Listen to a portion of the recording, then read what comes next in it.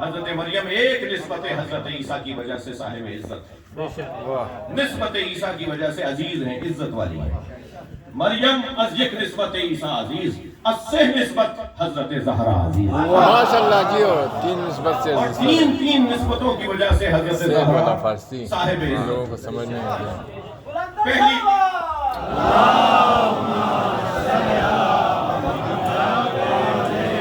بھائی اب میں چونکہ مجھے فارسی بھی پڑھنا ہے اور ترجمہ بھی کرنا ہے، یہ بسم اللہ بسم اللہ ہاتھ میں کمی نہ آ جائے۔ بسم اللہ۔ علامہ اقبال کہتے ہیں کہ از سے نسبت حضرت زہرا عزیز، تین نسبتوں کی وجہ سے حضرت زہرا صاحب عزت ہے۔ پہلی نسبت کیا ہے؟ نور چشم رحمت للعالمین، رحمت للعالمین کے لیے آنکھوں کی ٹھنڈک ہے، جو رحمت للعالمین کے لیے رحمت ہو، اس لیے کہ بیٹی رحمت ہے۔ نور چشم رحمت للعالمین، آن امام اولین و آخرین۔ علامہ اقبال اپنا عقیدہ بتا رہے ہیں۔ علامہ اقبال 40 سال بعد نبی ہونے کے قائل نہیں ہے۔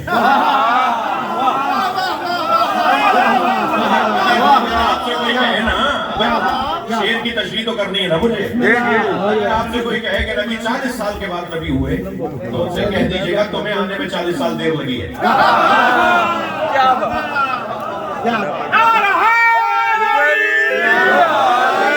اس وقت بھی نبی تھے جب آدم آب و گل کی درمیانی کیفیت میں، نور چشم رحمت للعالمین، آن امام اولین و آخرین۔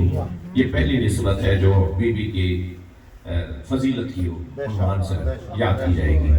دوسری نسبت کیا ہے؟ فرماتے ہیں بانو آن تاجدار حل عطا، یہ اس کی بانو ہے، یہ اس کی زوجہ ہے جس کے سر پہ حل عطا کا تاج رکھا۔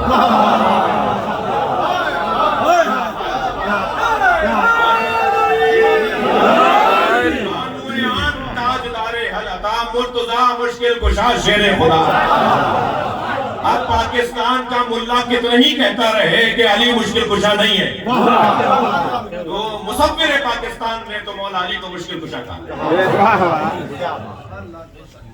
مرتضی مشکل کشا شیر خدا، یہ دوسری نسبت۔ تیسری نسبت سنیے، مادریان مرکز پرکار عشق، یہ اس کی ماں ہے جو عشق کے دائرے کا مرکز ہے۔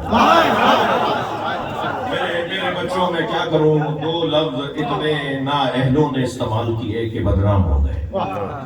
ایک لفظ سیاست، ناکام سیاستدانوں نے اتنا بولا کہ یہ لفظ ہی بدنام ہو گیا، ورنہ سیاست جتنی بڑی عبادت ہے شاید ہی کوئی عبادت ہو۔ مخلوق الہی کے امور کی تدبیر کو سیاست کہتے ہیں، اور لفظ عشق ناکام عاشقوں نے اتنا استعمال کیا، یہ وہ لفظ ہی بدنام ہو گیا۔ ورنہ عشق کیا ہے؟ اگر کوئی جاننا چاہتا ہے تو وہ کربلا آ جائے۔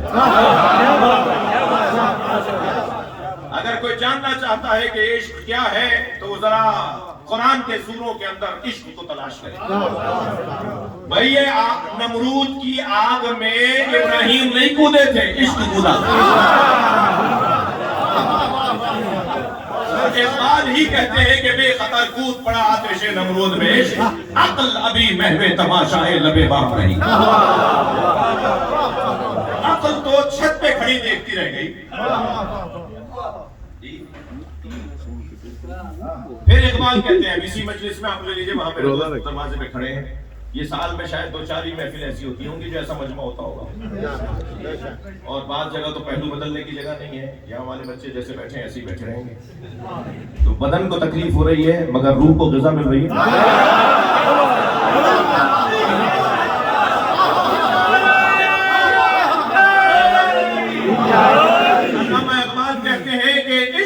اعمال کی بنیاد پر کتنے ہی لوگ ہیں جنہیں 2 رکعت نماز عید بھی پڑھی نہیں جاتی، وہ بھی مسجد کے دروازہ چھو کے آ جاتے ہیں تاکہ بیگم صاحبہ کو بتاتے ہیں کہ میں مسجد کی آتا ہے۔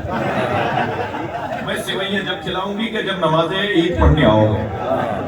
اب سوئیاں کھانے کے چکر میں ہی صحیح مسجد کا دروازہ چھو کر آ گئے، قسم تو کھا لیں گے کہ مسجد گئے تھے۔ اب سمجھدار بیویاں تو اتنا بھی پوچھتی ہیں کہ خطبے میں کیا کہا،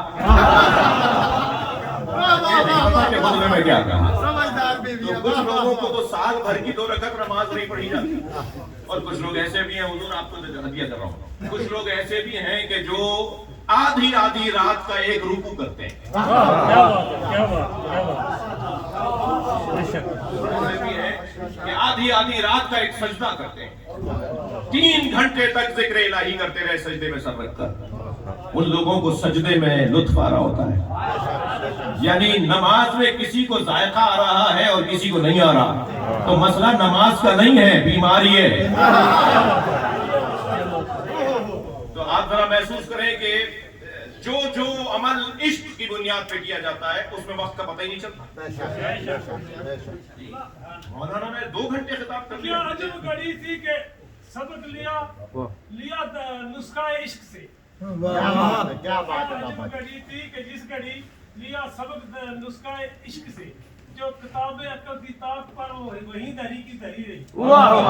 इश्क पर अमाल की बुनियाद रख। अल्लामा इकबाल कहते हैं इश्क पर अमाल की बुनियाद रख, अकल को तनकीद से फुर्सत नहीं। ये क्यों, ये कैसे, ये क्यों, ये कैसे, मैं क्यों और कैसे का मुखालिफ नहीं हूँ। ये मेंबर, ये दीन, ये मजहब, ये कुरान, ये अहले बैत की तालीमात क्यों और कैसे का मुखालिफ नहीं है। सबसे ज्यादा क्यों और कैसे का जज्बा अगर किसी ने अता किया है तो अल्लाह नहीं अता किया है। अल्लाह ने अपने खिलाफ को सोचने वालों को भी मौका दिया है, मेरे खिलाफ सोचो, इससे अच्छा ऑप्शन है तो लेकर आओ वरना मुझे मानो। सलावत पढ़े मोहम्मद।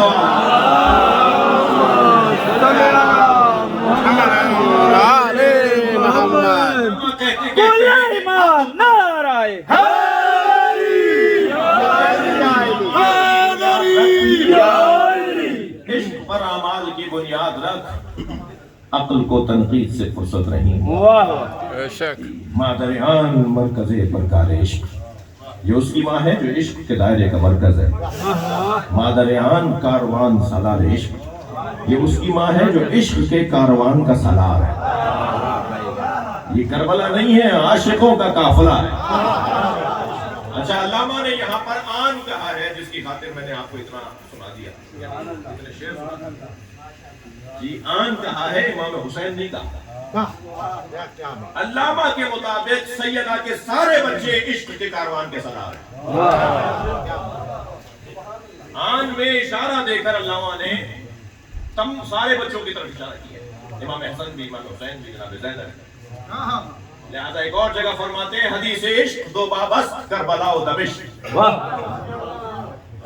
इश्क की 2 ही दास्तानें हैं, करबला और दमिश्क। यके हुसैन रकम कर, दीगरे ज़ैनब।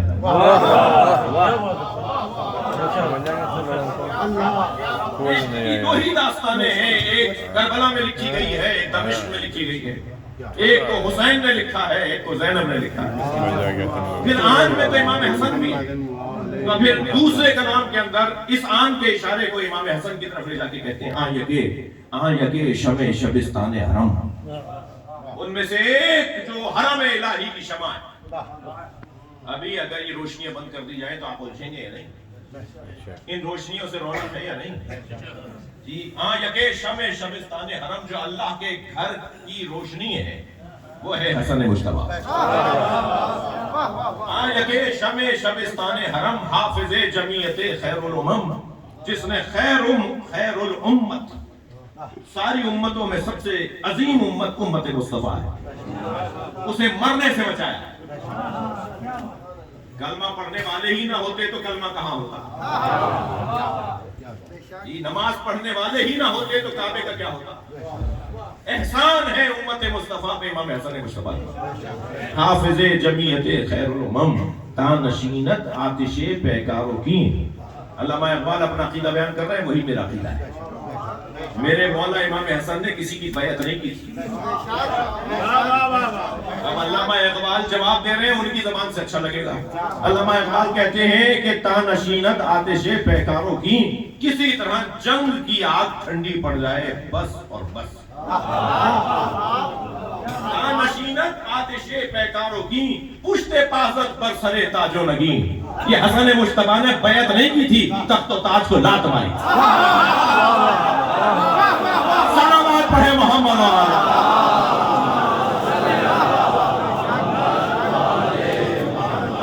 اور بہتر صلوات.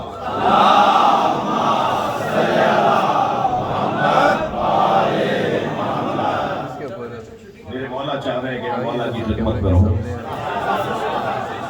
3 سال کا سن و سال ہے امام حسن مجتبیٰ کا. سرکار کی آغوش میں بیٹھے, سرکار کی آغوش میں. تھکے تو نہیں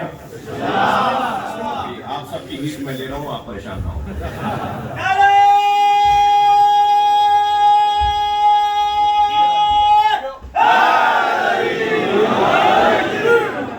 جی بات آگے بڑھے. بسم اللہ.